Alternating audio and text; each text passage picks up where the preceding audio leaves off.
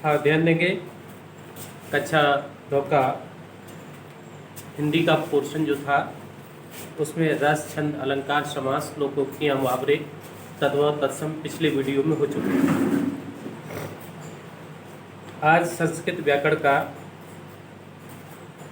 व्याकरण के अंतर्गत संधि, शब्दरूप, धातुरूप ये होते हैं।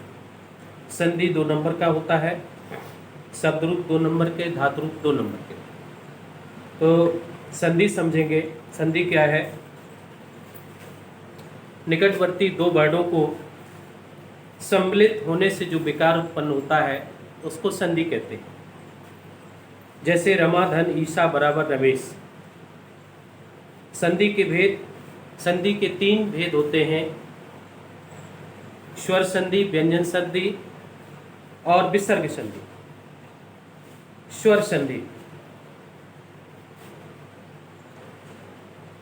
स्वर संधि के अंतर्गत इसके 5 भेद होते हैं: दीर्घ संधि, गुण संधि, वृद्धि संधि और एड़ संधि। अब सूत्र देखेंगे। सवर्ण दीर्घ संधि।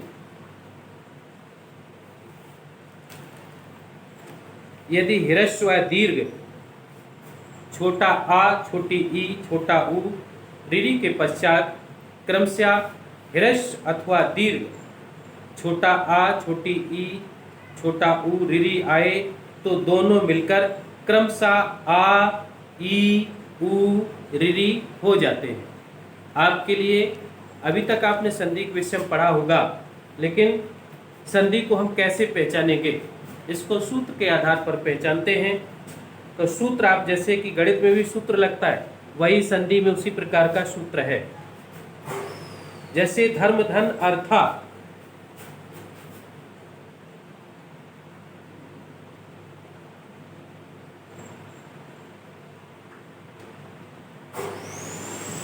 धर्म, धन, अर्था। अब इसमें मात्रा पहचाननी आपको। माँ में कौन सी मात्रा है? तो स्वर और व्यंजन की परिभाषा आपको याद होनी चाहिए कि स्वर क्या होते हैं और व्यंजन क्या होते हैं। व्यंजन की परिभाषा है कि वे अक्षर, वह छोटी सी छोटी ध्वनि जो स्वरों की सहायता के बिना नहीं बोले जा सकते, उनको व्यंजन कहते हैं। और जो स्वयं स्वर जो बिना किसी की सहायता से जो अक्षर बोले जाते हैं वो स्वर कहलाते हैं। तो इसमें म, का, खा, गा, घा, का से लेके अंग्या तक कोई भी वर्ण बिना आ की सहायता से आप बोल नहीं सकते, इसलिए माँ में छोटा आ। आगे भी आप दोनों मिलकर बने बड़े हो गया बड़ा आ। जब बड़ा आ हो गया तो धर्म, धन, तो यह हो गया धर्मार्था। क्योंकि छोटा आ और छोटा आ मिलकर दोनों बड़ा आ बन गए, तो यहाँ बड़ा आ। इस तरीके से आगे कई ऐसे उदाहरण हैं जिनको आप देखते जाएंगे।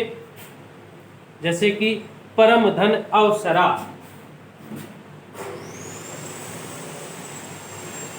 परम धन अवसरा,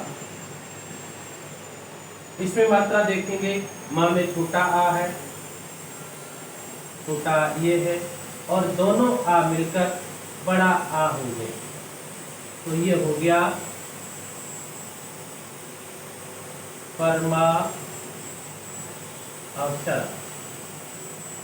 इस तरीके से इनको आप समझेंगे। अजर, धर, अमर। अजर, धन, अमर। मात्रा देखेंगे। रा में छोटा आ, ये भी छोटा आ, दोनों मिलकर बड़े बन गए, बड़े आ की मात्रा बन गई। तो यहाँ आपका ये हो जाएगा अजरामर। रा बड़ा हो जाएगा, अजरामर। इस तरीके से अब चूंकि सूत्र में आपने पढ़ा कि आ, ई बड़ा आ हो जाते हैं और छोटी ई मिलकर बड़ी ई हो जाती है, छोटी ई मिलकर बड़ी ई हो जाती है। तो कैसे हो जाती है देखेंगे, जैसे कि रवि धन इंद्र। रवि छोटी ई है, ये भी छोटी ई है, और दोनों मिलकर बड़ी ई की मात्रा बनाते हैं। तो इसका उच्चारण हो जाएगा रवींद्र। समझ गए? छोटी ई धन छोटी ई मिलकर बड़ी ई बनती है, उच्चारण हो गया रवींद्र। अब आके ऊ धन ऊ मिलके छोटा ऊ और धन छोटा ऊ मिलकर बड़ा ऊ बनता है। कैसे बनता है? जैसे लघु धर्म उर्मी,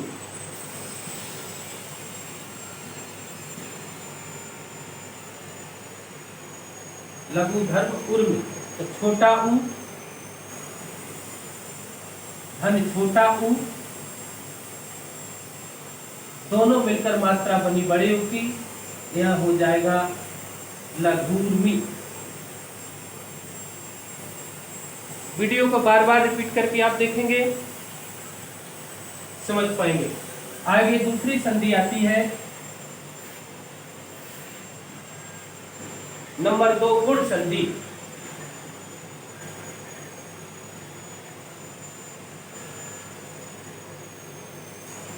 गुण संधि की परिभाषा या सूत्र क्या कहता है, इसको पढ़ेंगे। यदि छोटा आ अथवा बड़ा आ के पश्चात ह्रस्व या दीर्घ छोटा ऊ, छोटी ई, ऋ रे आवे तो आ का ई हो जा, आ और ई मिलकर ए हो जाते हैं, आ और ऊ मिलकर ओ हो जाते हैं, आ और ऋ मिलकर अर हो जाता है, आ और ल मिलकर अल हो जाता है। तो सूत्र के आधार पर आप ध्यान देंगे, पहचानेंगे कैसे हो जाते हैं। उदाहरण देखेंगे, राम धन इंद्र, राम धन इंद्र। परिभाषा कहती है कि छोटा आ और ई मिलकर ए की मात्रा बनाते हैं। तो देखेंगे, मां में छोटा आ है, आगे छोटी ई है, आ धन ई मिलकर ए की मात्रा बनाते हैं, इसलिए यह हो जाता है रामेंद्र। समझ गए? ध्यान देंगे। परिभाषा क्या कहती है? छोटा आ और छोटी ई मिलकर ए की मात्रा बनाते हैं, इसलिए ये राम धन इंद्र का रामेंद्र हो जाता है। देव धन इंद्र। अगला उदाहरण देखें, देव धन इंद्र। वा में आ छिपा है, आ की छोटा आ और छोटी ई दोनों मिलकर एक ही मात्रा बनाते हैं, तो ये हो जाएगा देवेंद्र। प्रश्न में कभी ये भी आ जाता है, जैसे रामेंद्र आ गया, क्या रामेंद्र शब्द का संधि विच्छेद करके और संधि का रूप लिखिए। तो ध्यान हमेशा रखेंगे कि यहाँ छोटा आ और ई मिलकर ए बना है, तो राम धन इंद्र आप लिखेंगे और संधि का नाम लिख देंगे गुण संधि। आगे अगला जो उदाहरण है कि छोटा आ और बड़ी ई मिलकर भी एक ही मात्रा बनाते हैं, ये भी ध्यान रखिएगा। छोटा आ और छोटी ई मिलकर एक ही मात्रा बनाते हैं, इसी प्रकार छोटा आ और बड़ी ई भी मिलकर एक ही मात्रा ही बनती है। जैसे महाधन ईस, महाधन ईस, महा यानी ये बड़ा आ है और बड़ी ई है, बड़ा आ बड़ी ई मिलकर मात्रा बनाते हैं एक ही, मात्रा बनाते हैं एक ही, तो यह हो जाएगा महेंद्र। अगला उदाहरण है कि छोटा आ, ध्यान देंगे, छोटा आ धन छोटा ऊ ये मात्रा बनाती है ओ की। ये दोनों मिलकर ओ की मात्रा बनाते हैं।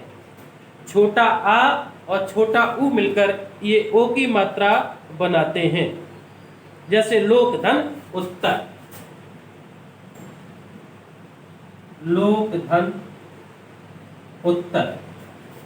का में छोटा आ और धन ऊ ये दोनों मिलकर ओ की मात्रा बनाते हैं, तो ये हो जाएगा लोक उत्तर,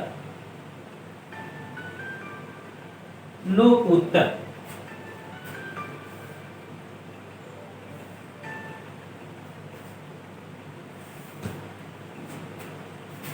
उसके बाद अगला आता है कि ध्यान ये रहे कि छोटा आ और बड़ा ऊ भी आ जाता है तो भी ओ की मात्रा बनती है।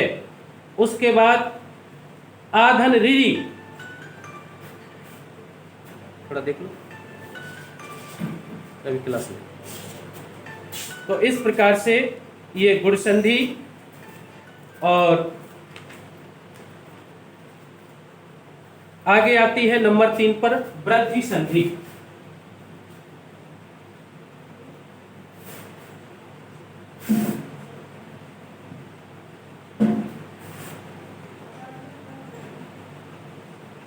आगे है वृद्धि संधि। वृद्धि संधि का सूत्र क्या है, ध्यान देंगे।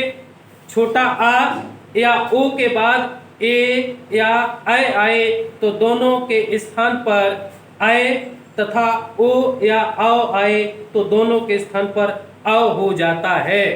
जैसे कि एक धन एक, एक धन एक। का में आ छुपा हुआ है, आ की मात्रा, धन ए है और आ और ए मिलकर आय की मात्रा बनाते हैं। क्या बनाते हैं? आय की मात्रा। तो ये हो जाएगा एक का एक। ये वृद्धि संधि है, ध्यान दीजिए सूत्र। आगे बड़ा आ और ए आए तब भी ए होती है और छोटा आ और ऐ अगर आता है तब भी ऐ की मात्रा बनती है। जैसे कि सदैव, सदा धन ए, बड़ा आ धन ए, मात्रा बनेगी ऐ की, आगे ये हो जाएगा सदैव।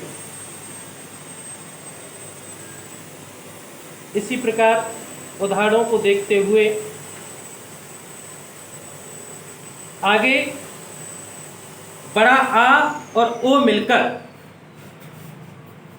बड़ा आ और ओ मिलकर औ की मात्रा हो जाती है। ध्यान दें, जैसे महाधन औषधि, महाधन औषध। ध्यान दीजिए, बड़ा आ और औ, ओ, मात्रा बनेगी औ की, हो जाएगा महाऔषध। इस प्रकार वृद्धि संधि। आगे नंबर 4 आती है यड़ संधि।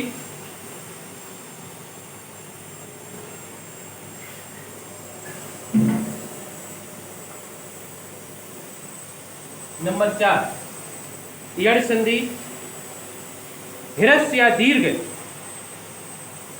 हिरस्य या दीर्घ ई उ री तथा ल के बाद कोई असमान स्वर आए तो ई का या, ऊ का वा, री का रा और ल का ला हो जाता है। सूत्र को ध्यान रखेंगे मात्रा पहचानते हुए।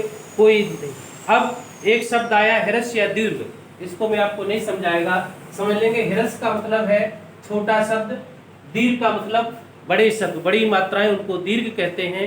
हिरस्य जैसे कि छोटा आ, छोटी ई, छोटा ऊ, इनको हिरस्य स्वर बोलते हैं। और बड़ा आ, बड़ी ई, औ, ई, बड़ा ऊ, इनको दीर्घ बोलते हैं। तो यड़ संधि के अंतर्गत ये ध्यान देंगे, ई और आ मिलकर या हो जाते हैं। ई और या मिलकर या। ई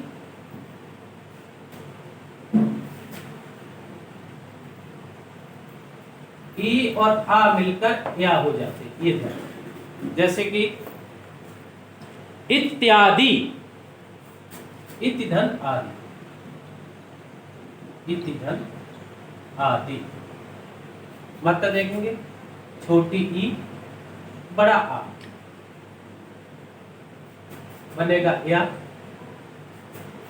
हो जाएगा इत्यादि। इसी प्रकार उदाहरण है जैसे कि प्रतिधन एक,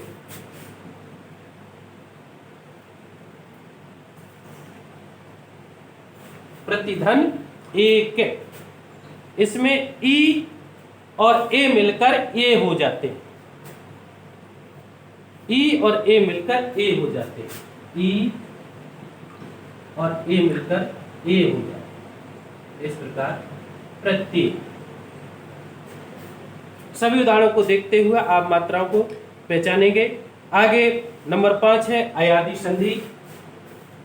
सूत्रों के आधार पर आप शब्दों को लिखते जाएंगे, मात्रा पहचानते जाएंगे, समझ में आ जाएगा। नंबर 5 अयादी संधि।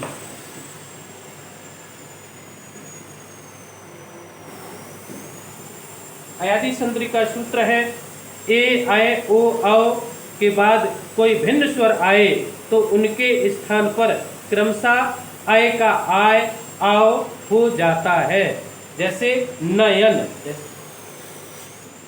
ने धन अयन, ने धन अयन। तो ए और आ मिलकर, ए और आ मिलकर आय हो जाता है। क्या हो जाता है? आय। इसलिए ये ए और या मिलकर आय हो जाता है, तो ये लिखा जाएगा नयन। अगला उदाहरण दे सकते हैं, नए कैक, नए अक, नए धन अक। देखेंगे आय धन आ, आय और धन आ मिलकर बनते हैं आय। क्या हो जाती है? आय। तो ये हो जाएगा नायक।